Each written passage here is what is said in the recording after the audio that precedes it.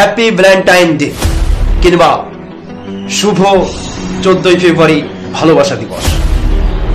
আসলে এই দিনটাকে নিয়ে বেশ কিছু স্কুল কলেজ ও ইউনিভার্সিটির পড়ুয়ারা উঠে পড়ে লেগেছে, খুব খুশি খুশি উদযাপন করতেছে। আসল এর পিছনের কারণটা আমরা জানি। ভ্যালেন্টাইন ডে আমরা পেলাম কিরকম, আসলে আসলো কোথা থেকে, তো একটু বিষয়টাকে আমরা লক্ষ্য করি এদিকে।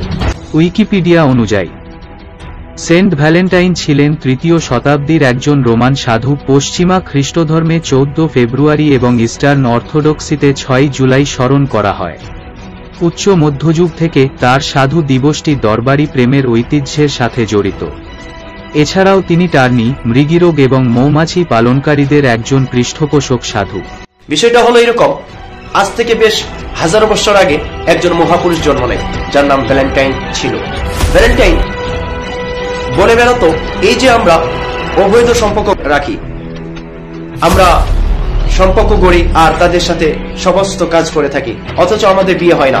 অতএব ভ্যালেন্টাইন নাবালক বালিকা ও বালকদের বিয়ে দিয়ে দিত, যার কারণে সেখানকার গভর্নমেন্ট তাকে ফাঁসি দিয়ে দেয় 14ই ফেব্রুয়ারি 498 সালে।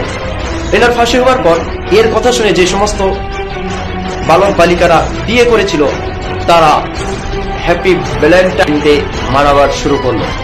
আর আজকে আমরা ভারতীয়রা না কিছু বুঝে না কিছু শুনে স্কুল, কলেজ, ইউনিভার্সিটি, এমনকি আরো অন্য জায়গায় অবৈধ সম্পর্ক গড়ার পর আর অবিবাহিতরাই ভ্যালেন্টাইন ডে মানাবার শুরু করলো।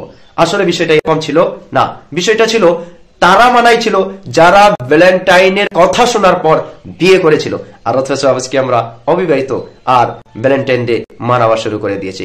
আমাদেরকে ইতিহাস থেকে অবগত থাকা উচিত। সাবস্ক্রাইব।